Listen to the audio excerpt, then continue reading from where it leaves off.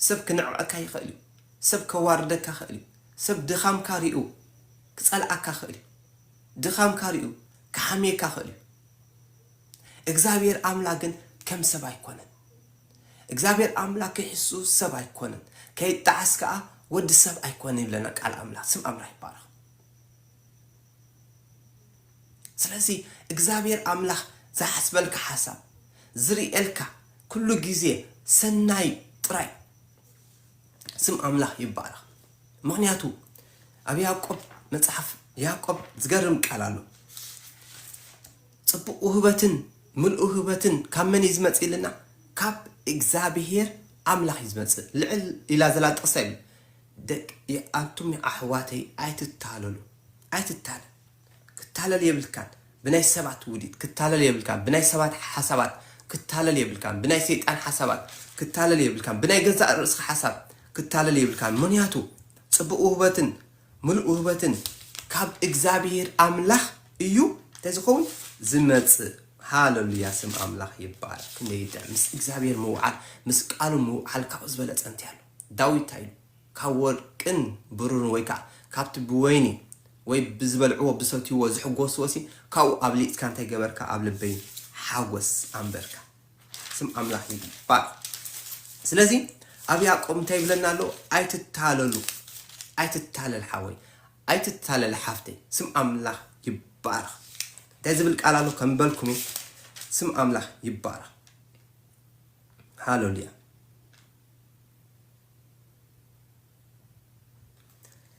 ያዕቆብ ምዕራፍ 1 ጥቅሲ 16 17 እንታይ ዝብላሎ መስልኩም ሕዋቴ ከምበልኩም አቱም ፍቁራት አሕዋተይ አይትስሓቱ ወይካ አይትታለሉ አይትስሓቱ አይትታለሉ ይብል ጽቡቅ ውህበትን ምሉእ ውህበትን ካብ ላዕሊ ካብት ለውጢ ወይስ ምምልላስ ጽላሎ ዘይብሉ አቦ ብርሃናት ይዝወርድ ምን ይዝ አቦ ብርሃናት እግዚአብሔር አምላክ ካብ ላዕሊ ካብ እግዚአብሔር አምላክ እንታይ ይመጽ መስልኩም ጽቡቅ ውህበትን ምሉእ ውህበትን ጽቡቅ ውህበትን ምሉእ ውህበትን ጽቡቅ ሕማቅ ዘይብሉ ማለት እዩ ምሉእ ካ ጎደሎ ዘይብሉ ካብ መን ይመጽ ካብ እግዚአብሔር አምላክ ማዓስ ይመጽ ንእግዚአብሔር አምላክ ክደልዮም ይጀመርካ ስም እግዚአብሔር አምላክ ክትጽውዕ ይጀመርካ ካብ እግዚአብሔር ሰናይ መጸካ ከም ይዝብዘሉ አቱም ፍቁራት አሕዋተይ አይትታለሉ ካብ ካልእ ጽቡቅ ነገር አይመጽኒ ካብ ካልእ ምሉእ ነገር አይመጽኒ ካባይ ጽቡቅ ነገር አይመጽኒ ካባይ ምሉእ ነገር አይመጽኒ ካብ ሰባት ምሉእ ነገር ጽቡቅ ነገር አይመጽኒ ካብ ዝኾነ ይኹን ሰብ ካብ ዝኾነ ይኹን ዓሌት ሰብ ጽቡቅን ሰናይን ምሉእ ውህበትን ክመጽእ አይክእልኒ ስለዚህ አቱም አሕዋተይ ይሉ ያዕቆብ አይትታለሉ አይትታለል አይትተዓሾ አይትስሓት ይብልካ ስም አምላክ ይባረክ ምክንያቱ ይሉ ጽቡቅ ውህበትን ምሉእ ውህበትን ካብ ላዕሊ ካብት ለውጢ ወይስ ምምልላስ ጽላሎ ዘይብሉ አብ ብርሃናት እዩ ዝወርድ ስም አምላክ ይባረክ ስለዚህ ሕዋቴ ጌና ተስፋ ኣለኩም ጌና ተስፋ ኣለካ ሃሌሉያ ተዘብል ናይ እግዚአብሔር ቃል እዚ ቃል እንተዝህሉ ነይሩስ እንታይ ምኾንና ነርና ሕዋቴ እዚ ቃል ንዓና እንታይ ይገብር የጸናናዓና የበርታዓና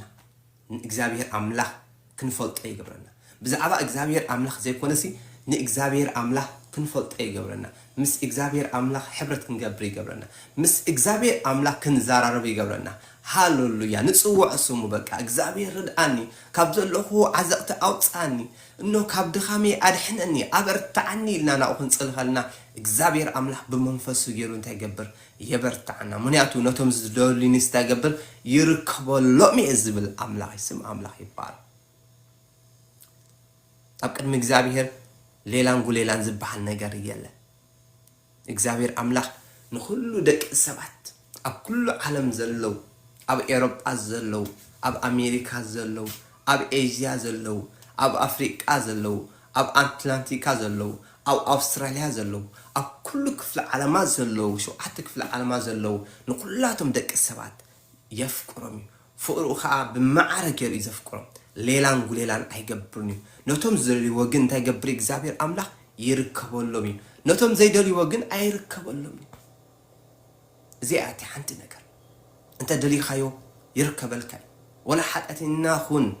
ولا عبد خام حلو ولا أول في حلو ولا أمست بك حلو ولا بشجارة مسحب حلو نجر جن إجزابير أملاح أنت تسوي خيو كول فتات كله أنت جبركاي كدحنا كاي كل زل خاي ما أسرت خاك فتح كاي كابت زل خايو چنقت كناغفكاي كابت زل خايو ديبريشن كوصاكاي እግዚአብሔር አምላክ እሙኒው يفكرك بملكو ስለተፈጠርካ بناتو تمثال ስለተፈጠርካ ንስኻ ኣብ ቅድሚ እግዚአብሔር እንታይ ኢኻ ክቡር ኢኻ ንስኻ ኣብ ቅድሚ እግዚአብሔር አምላክ እንታይ ኢኻ ክቡር ኢኻ ፍጥረት እግዚአብሔር አምላክ ኢኻ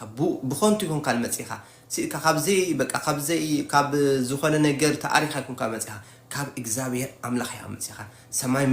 ምድርን ተፈጠረ እግዚአብሔር ካብ ኢኻ መጽኢኻ ስም አምላክ ይባረክ ቃል አምላክ ዛረብ ኮለሲ ከመይገርና ተፈጠርና ንሕና ደቂ ሰባት እግዚአብሔር ከመይገር ፈጠርና بملكو حمد فترنا بملكو فترنا سم أملاح يبارك انت رئينا أب زفترة معرف حد تقصي إسران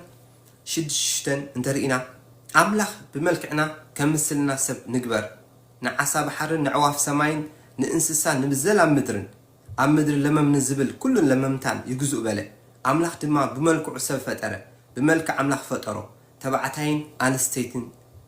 جيرو فترة ስለዚህ ንሕና بملكع أملاح تفطرنا نا እግዚአብሔር አምላክ ኩራት ውልድና እግዚአብሔር አምላክ ዘፍቅረና እግዚአብሔር አምላክ ዘሐልልና እግዚአብሔር አምላክ በቃ ዝናፍቀና ድምጽና ከነስሙዕ ዝደሊ እዩ ኩሉ ግዜ ክንጽውዕ ይደልየና እንተ ደሊኽና እንተ ደሊና እግዚአብሔር ክርከበልና እንተ ዘይደሊኻ ይኻ አይርከበልካኒ እግዚአብሔር ክጽውዕ ይደልየካ أبوي فتير كان نسخة خفت أري نسخة أبوي يدلي كله كابزل له شجر أوتساني كابزل له عزقتي أوتساني كابزل له جنكت أوتساني كابزل له مأسرت أوتساني كابزل له ولفي أوتساني كابزل له هو شجر أدحنني إلكا لا بفت أري خا لا إجزابير أملاك كتأوي يدلي كله إجزابير أملاك أنت جبري كسمعك هاللويا قال أملاك زارب كله أم معرف وانجيل ماتيس معرشو حتى كزارب كله انتهي بالاسم أملاح يبار اسك بحسب كوينا ننبو وانجيل ماتيس معرشو حتى انتهي له እግዚአብሔር أملاح انتهي له يسكوس انتهي له زدلي يركبيل زكحكو خا انت جبر يخفوتو لي اسم أملاح يبار እግዚአብሔር أملاح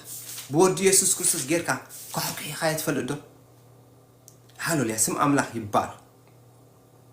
سلازي وانجيل ماتيس معرف شوعته